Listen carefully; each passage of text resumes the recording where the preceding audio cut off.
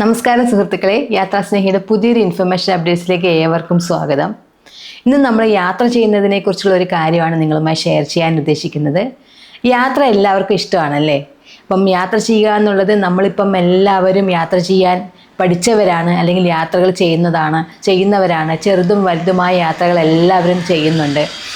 നമ്മളെ യാത്ര ചെയ്യാൻ പഠിപ്പിച്ചത് തന്നെ നമ്മുടെയൊക്കെ അഭിമാനമായി മാറിയ നമ്മുടെ കേരളത്തിൽ നിന്നുള്ള SGK സാറാണ് അല്ലേ, സന്തോഷ് ജോർജ് കുളങ്ങര സാറാണ്. നമ്മൾ വീട്ടിലിരുന്നു കൊണ്ട് തന്നെ ലോകം എന്താണെന്ന് നമ്മളെ കാണിച്ചു തന്നത്. ആദ്യമായി ക്യാമറയുമായി പുറം ലോകത്തേക്ക് പോയി അദ്ദേഹമാണ് നമ്മളെ ഇതെല്ലാം ഷൂട്ട് ചെയ്ത് കാണിച്ചു തന്നത്. ഇന്ന് നമ്മളെല്ലാവരും അതേ രീതിയിൽ പുറത്തേക്ക് പോയി മാക്സിമം എക്സ്പ്ലോർ ചെയ്യുന്നുണ്ട് അല്ലേ. അപ്പം യാത്രകൾ ഇപ്പോൾ എല്ലാവർക്കും ഒരു ഹരമാണ്. അപ്പം യാത്രകൾ ചെയ്യുന്നതിനെക്കുറിച്ചുള്ള വിവരമാണ് ഞാൻ നിങ്ങളുമായി ഷെയർ ചെയ്യുന്നത്. അതായത് ഒരു യാത്ര ചെയ്യുമ്പോൾ നമുക്ക് പുറം ലോകത്തേക്ക് പോകുമ്പം ആ പുറം ലോകത്തെ പല കാര്യങ്ങളും നമ്മൾ പാലിക്കേണ്ടി വരും അല്ലേ. അതായത് ആദ്യം തന്നെ നമുക്കൊരു വിദേശ യാത്ര നടത്തണമെന്നാണ് ആഗ്രഹിക്കുന്നതെങ്കിൽ നമുക്ക് അതിനൊരു വാലിഡ് പാസ്പോർട്ട് ഉണ്ടായിരിക്കണം അല്ലേ. അതായത് നമ്മുടെ രാജ്യത്തെ എംബസി അല്ലെങ്കിൽ ഇന്ത്യൻ ഗവൺമെൻറ് നമുക്ക് അപ്രൂവ് ചെയ്ത് തന്നിരിക്കുന്ന ഒരു പാസ്പോർട്ട് ഉണ്ടായിരിക്കണം. ആ പാസ്പോർട്ട് 6 മാസത്തിൽ കൂടുതൽ കാലാവധിയുള്ള ഒരു മിനിമം 6 മാസമെങ്കിലും കാലാവധിയുള്ള ഒരു പാസ്പോർട്ട് ഉണ്ടെങ്കിലേ നമുക്ക് ആ പാസ്പോർട്ടുമായിട്ട് വിദേശത്തേക്ക് പോകാൻ പറ്റും അല്ലേ. അപ്പം നമുക്ക് ഒന്നാമതായി ഉണ്ടാവേണ്ടത് പാസ്പോർട്ടാണ് ഒരു വിദേശ രാജ്യത്തേക്ക് പോകുന്നതിന്. അപ്പോൾ കാലാകാലങ്ങളായിട്ട് അതുകൂടാതെ വിസ ഉണ്ടാവണം. അപ്പോൾ പല കാലങ്ങളിലായിട്ട് വിസ അതല്ലെങ്കിൽ വേറെ എന്തെങ്കിലുമൊക്കെ ഒരുപാട് ഫോർമാലിറ്റീസൊക്കെ നേരത്തെ ഉണ്ടായിരുന്നു.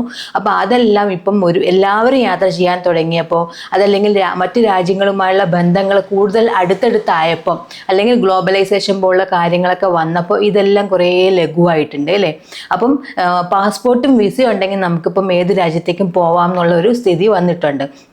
എന്നാൽ കുറേ രാജ്യങ്ങളൊക്കെ മറ്റു രാജ്യങ്ങളിലെ ആളുകളെ ഡിപ്പെൻഡ് ചെയ്തിട്ട് അല്ലെങ്കിൽ അവരുടെ ടൂറിസമാണ് ഒരു മെയിൻ വരുമാനം എന്ന രീതിയിൽ കണക്കാക്കിക്കൊണ്ടിരിക്കുന്ന രാജ്യങ്ങൾ കാലാകാലങ്ങളിൽ അല്ലെങ്കിൽ കുറച്ച് മാസത്തേക്ക് അല്ലെങ്കിൽ വർഷത്തേക്കൊക്കെ വിസ ഇല്ലാതെയും നിങ്ങൾക്ക് ഞങ്ങളുടെ നാട്ടിലേക്ക് വരാം എന്നുള്ള നിയമങ്ങളൊക്കെ ഭേദഗതികൾ അല്ലെങ്കിൽ മാറ്റങ്ങൾ വരുത്തിക്കൊണ്ടിരിക്കും അല്ലേ. ഇപ്പം മലേഷ്യ അല്ലെങ്കിൽ തായ്ലൻഡ് പോലുള്ള രാജ്യം, ബാലി അല്ലെങ്കിൽ മാൽഡീവ്സ് പോലുള്ള രാജ്യങ്ങളൊക്കെ ചിലപ്പം വിസ ഇല്ലാതെയും നിങ്ങൾ ഞങ്ങളുടെ അടുത്തേക്ക് വന്നോളൂ എന്നൊക്കെ പറഞ്ഞ് നമ്മളെ മറ്റു രാജ്യക്കാരെ അവരുടെ നാട്ടിലേക്ക് ആകർഷിക്കാനായിട്ട് ഒരുപാട് മാറ്റങ്ങൾ വരുത്താറുണ്ട്.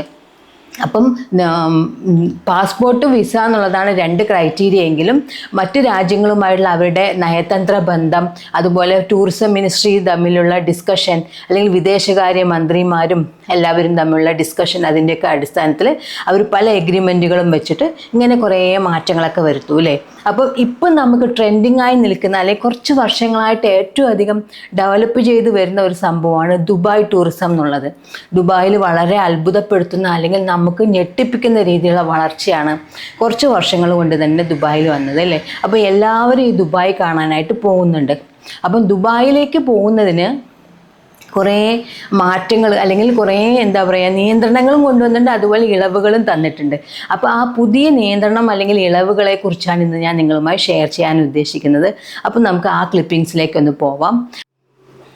ദുബായ് അപ്പോൾ എന്തൊക്കെ മാറ്റങ്ങളാണ് ഈ ടൂറിസം രംഗത്ത് കൊണ്ടുവന്നിരിക്കുന്നത് എന്നതിൻ്റെ വിവരങ്ങൾ നിങ്ങളുമായി ഷെയർ ചെയ്യുന്നതിന് മുമ്പ് നമ്മുടെ വീഡിയോസ് ആദ്യമായി കാണുന്നതെങ്കിൽ തീർച്ചയായും നമ്മുടെ ചാനൽ സബ്സ്ക്രൈബ് ചെയ്ത് സപ്പോർട്ട് ചെയ്യുക. നിങ്ങളുടെ വിലയേറിയ അഭിപ്രായങ്ങളെല്ലാം കമൻറ്റായി അറിയിക്കുക. നിങ്ങളുടെ വേണ്ടപ്പെട്ടവരിലേക്കെല്ലാം ഈ വീഡിയോസ് ഷെയർ ചെയ്തെത്തിക്കുക. ആ വിവരങ്ങളിലേക്ക് പോവാം.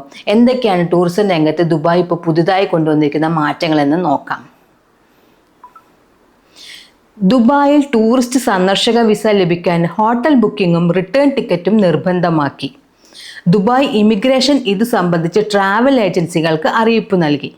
ദുബായ് സ്മാർട്ട് ചാനലുകൾ നൽകുന്ന വിവരം അനുസരിച്ച് ദുബായ് സന്ദർശിക്കാൻ വിസയ്ക്ക് അപേക്ഷിക്കുമ്പോൾ ഹോട്ടൽ ബുക്ക് ചെയ്തതിൻ്റെയും താമസിക്കാൻ പോകുന്ന സ്ഥലത്തിൻ്റെ രേഖകളും മടക്കയാത്രയ്ക്കുള്ള ടിക്കറ്റിൻ്റെ പകർപ്പും സമർപ്പിക്കണം.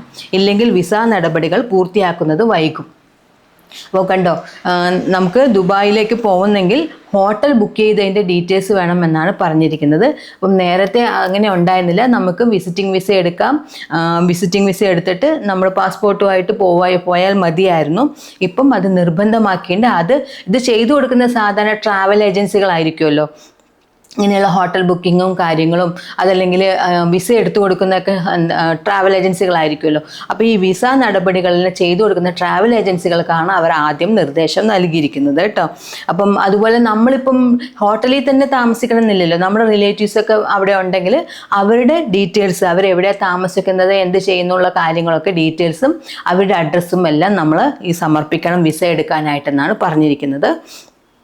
അതുപോലെ സന്ദർശക വിസയിൽ UAE എത്തുന്നവരുടെ കൈവശം 6 മാസത്തിൽ കുറയാത്ത കാലാവധിയുള്ള പാസ്പോർട്ട്, മടക്കയാത്രാ ടിക്കറ്റ്, ഹോട്ടലിൽ റിസർവേഷൻ ചെയ്ത രേഖകൾ, യാത്രാ കാലയളവിൽ ചെലവഴിക്കാൻ മതിയായ തുക എന്നിവ ഉണ്ടായിരിക്കണം എന്നത് നേരത്തെയുള്ള നിബന്ധനയാണ്.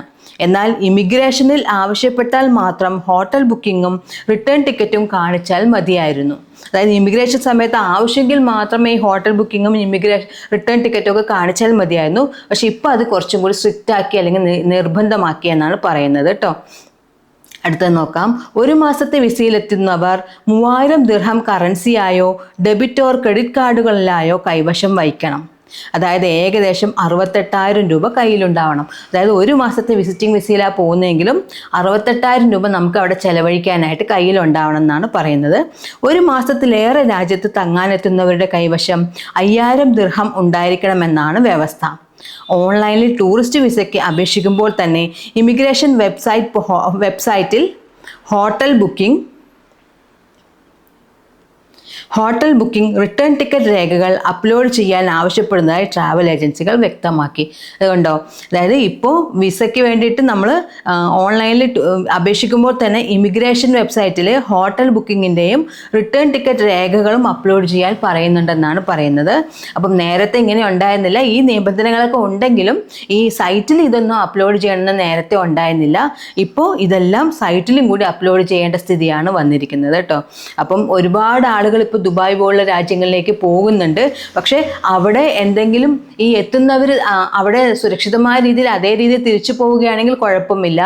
അല്ലാതെ ഈ അവിടെ തന്നെ നിന്നുകൊണ്ട് വേറെ എന്തെങ്കിലും ജോലികൾ ചെയ്യാനും അല്ലെങ്കിൽ തിരിച്ചു പോവാതെയൊക്കെ ചെയ്യുന്ന ഒരുപാട് ആളുകളുണ്ട്. നമ്മൾ പറയാറില്ലേ, നേരത്തെ തന്നെ നമുക്ക് അറിയാവുന്ന കാര്യമല്ലേ. അതായത് വിസിറ്റിംഗ് വിസയ്ക്ക് പോയിട്ട് അവിടുന്ന് ചാടി പണിയെടുക്കുവാണ്, അല്ലെങ്കിൽ ഒളിഞ്ഞ് വേറെ എവിടെയെങ്കിലുമൊക്കെ പണി ചെയ്യുകയാണെന്നൊക്കെ പറഞ്ഞിട്ട് അവർക്ക് തിരിച്ചു വരണമെങ്കിൽ പിന്നെ പോലീസിൽ പിടികൊടുത്തിട്ടും ജയിൽ ശിക്ഷ അനുഭവിച്ചിട്ടൊക്കെ വേണം തിരികെ വരാൻ.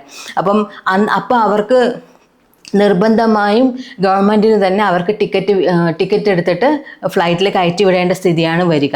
അപ്പം അങ്ങനെയുള്ള കാര്യങ്ങളൊക്കെ ഒഴിവാക്കാൻ വേണ്ടിയിട്ടാണ് ഇത്തരം ഒരു നിർബന്ധം അല്ലെങ്കിൽ നിയന്ത്രണം ദുബായ് ഗവൺമെൻറ് കൊണ്ടുവന്നിരിക്കുന്നത് കേട്ടോ. അപ്പം ഞങ്ങളും കഴിഞ്ഞ 2 വർഷം മുമ്പ് പോയിരുന്നു ദുബായിൽ.